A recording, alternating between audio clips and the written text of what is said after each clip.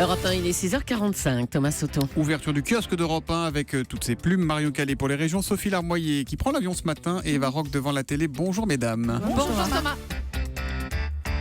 Ce matin dans la presse, tout tourne encore autour de François Fillon. Il y a ceux qui ne prennent pas de risque, présidentielle, tout est possible, titre ainsi Direct Matin. Les cartes rebattues pour la présidentielle en une des Échos. Plus engagé, Le Figaro. Dans la tourmente, Fillon accuse le pouvoir. La Croix, François Fillon, l'épreuve.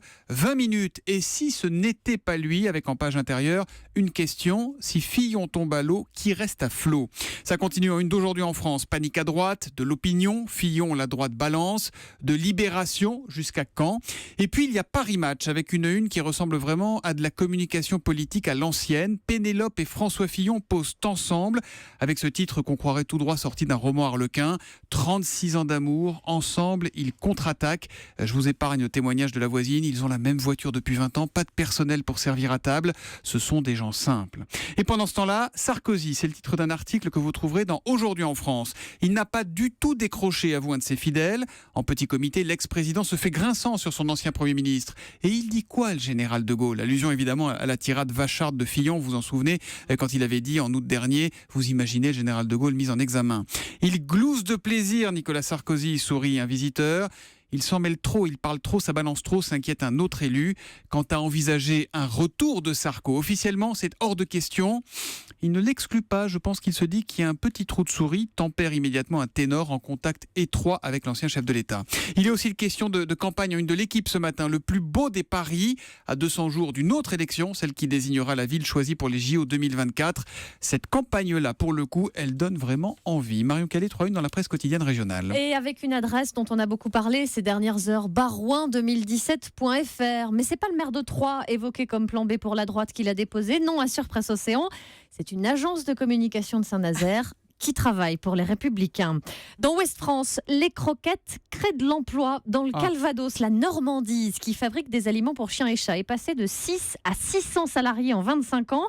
Et la demande est telle que 150 embauches supplémentaires sont prévues. Et puis presque un remake des Oiseaux, le film d'Hitchcock dans la Provence, avec le témoignage d'un charpentier attaqué par un goéland à Marseille. Il m'a déchiré le jean. Et face aux plaintes qui se multiplient, le préfet renouvelle l'arrêté autorisant leur euthanasie. Bon, ce sont des goélands protégés, mais je crois que c'est vraiment un cas d'exception. Oui, et puis visiblement, ils sont très très gros et assez féroces. L'histoire du jour, c'est le bonheur n'est pas dans le pré, mais dans la boîte ce matin. Est-ce que l'acronyme QVT autour de cette table vous dit quelque chose? QVT, non. Qualité de vie au travail, sur laquelle commence à miser un certain nombre de sociétés. Illustration dans le Courrier de l'Ouest ce matin, dans les Deux-Sèvres, au sein de 2 entreprises qui, chacune à leur façon, tentent de faciliter la vie de leurs salariés. Chez Body Nature, laboratoire installé près de Bressuire, tous ceux qui travaillent dans les bureaux ont le choix des horaires. Chacun s'organise comme il l'entend en fonction de ses besoins. Si on faisait ça ici, la matinale serait à 17h. À la Maïf, à Niort, une conciergerie a été mise en place en mai 2016. Trouver une femme de ménage, un artisan en urgence quand la chaudière a lâché au milieu de la nuit, emmener les vêtements au pressing, envoyer des colis. Le concierge travaille pour ses collègues. Et si certains, racontent-ils, ne voyaient pas au départ l'intérêt, ces petits riens, dit-on du côté de la Maïf, visent à soulager le salarié de ses préoccupations personnelles.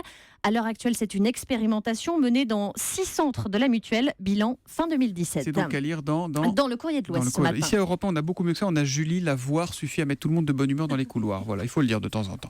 Dans la presse étrangère, enfin quand vous êtes là, on s'arrête sur une photo très étonnante prise à l'intérieur d'un avion, un avion de la compagnie Qatar Airways. Sophie Larmoyer, photo publiée par le Huffington Post. Oui, le Huffington Post qui titre « Voici une manière de voler sous les cieux des plus amicaux avec un prince saoudien ». Dit comme ça, c'est un peu énigmatique. Quant à la version française du site d'information, elle évoque avec humour un avion à 162 ailes.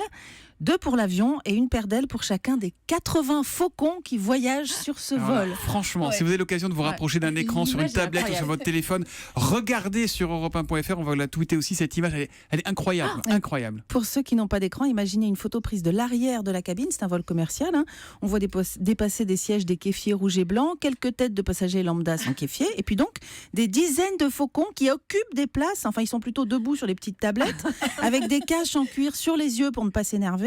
On comprend tout de suite sur l'image que les types en kéfier sont les fauconniers. Et au fond, Dans les 2 allées, c'est ça le plus drôle, je trouve, les 2 stewards imperturbables font les démonstrations de sécurité. Cette photo a été postée par le commandant à un ami qui l'a mise sur le réseau Reddit. Bon, on imagine que le prince saoudien a payé pour les places de ses 80 faucons. Ouais, vous imaginez bien, d'ailleurs, chacun de ces oiseaux de proie a un passeport en bonne et due forme valable 3 ans, sans photo. C'est obligatoire depuis 15 ans, notamment pour lutter contre le trafic, le commerce illégal de ces faucons qui peuvent valoir jusqu'à $1 million. Pièce ? Oui, pièce, absolument. Le Huffington Post renvoie vers 2 articles de Gulf News et Atlas Obscura qui expliquent tout ça. Entre 2002 et 2013, il y a eu 28 000 passeports émis pour les faucons. Et dans les Émirats, vous savez, la fauconnerie, c'est un sport très populaire. Il y a des courses, des festivals. Et donc, pour se rendre sur les lieux de concours, on met son équipe au complet dans un avion. D'ailleurs, il existe une page dédiée transport de faucons sur le site de la compagnie Qatar Airways. Ils auraient quand même pu les mettre en business. Là, ça va être. Et moi, Ah, j'ai pas pour compris au 80. début de votre papier, vous disiez 160 ailes. 162 ailes. Il y a 2 Oui, ailes mais- pour l'avion et 2 ailes pour chaque et faucon. 80 faucons avec 2 ailes C'est ça. chacun. Et le Mais compte ça, est bon. J'ai imaginé un avion avec 162 Ah non. ailes. C'était fait exprès. J'irai très très vite. Notez que la fauconnerie a été inscrite l'an dernier en 2016 sur la liste représentative du patrimoine Absolument. culturel immatériel de l'humanité. On va allumer la télé avec un sujet sérieux ce soir sur France 2 à 20h55 Eva Rock. Les sœurs, les femmes cachées du djihad. Oui, c'est un documentaire choc pour tenter de comprendre qui sont ces femmes françaises que l'on appelle les sœurs, c'est-à-dire de jeunes femmes parties en Syrie et prêtes à commettre des attentats en France. Vous allez entendre notamment le témoignage de Iman, 19 ans, totalement manipulée. Écoutez ce qu'on lui a mis dans la tête pour la convaincre de passer à l'acte. Je me rendais compte que c'était grave. Et en même temps, je me disais, c'est pour Dieu, pourquoi t'as peur ? En fait, le fait de mourir en martyr, ça nous donnait le droit de rentrer au paradis avec 70 personnes de notre entourage qu'on voulait. Et puis le fait de pouvoir emmener toute ma famille avec moi au paradis, ça m'obsédait aussi.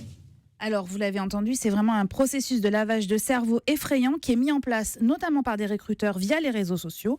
Les journalistes d'Envoyé spécial se sont fait passer pour 2 candidates au djihad. Elles ont pu échanger avec l'un d'entre eux, un certain Rachid Kassim. Son nom vous dit sans Rachid doute Kassim, quelque chose. Ce Français, toujours en fuite entre la Syrie et l'Irak, serait lié à l'assassinat du couple de policiers de Magnanville et du prêtre de Saint-Étienne-du-Rouvray. Alors attention, ces propos ne laissent aucun doute sur la détermination de ce terroriste. Une personne qui va te dire je vais attaquer en France, tu vas pas lui donner les mêmes conseils qu'une personne qui te dit je vais faire hijra. Tu vas pas lui donner les mêmes conseils qu'une personne qui te dit je veux aider de différentes façons. Tu vois ce que je veux dire? Donc selon ce que toi tu veux, moi après je peux te conseiller. C'est du service à la carte de terroriste en fait. Exactement. Alors les témoignages sont glaçants. Le travail d'enquête, lui, est remarquable. Il évite surtout tout sensationnalisme. C'est un reportage qui est signé Marina Ladoux, Roméo Langlois et Étienne Huvert. C'est à revoir aussi sur les antennes de France 24 dans une autre version parce qu'ils ont tellement d'heures d'interviews qu'ils en ont fait 2 versions et qui sera décliné aussi en web documentaire sur le site de France 24 et de Slate. Donc sur le site de Slate et de France 24 et sinon ce soir à la télé à 20h55 dans Envoyé spécial, les sœurs, les femmes cachées du djihad. Il y a beaucoup de choses dans Envoyé spécial parce Oui. qu'ils ont aussi retrouvé un extrait d'une interview de Pénélope Fillon dans lequel elle dit qu'elle n'a jamais été l'assistante parlementaire de son mari. Vous écouterez, vous entendrez tout ça dans le journal de 7h tout à l'heure. Merci beaucoup les kiosquières.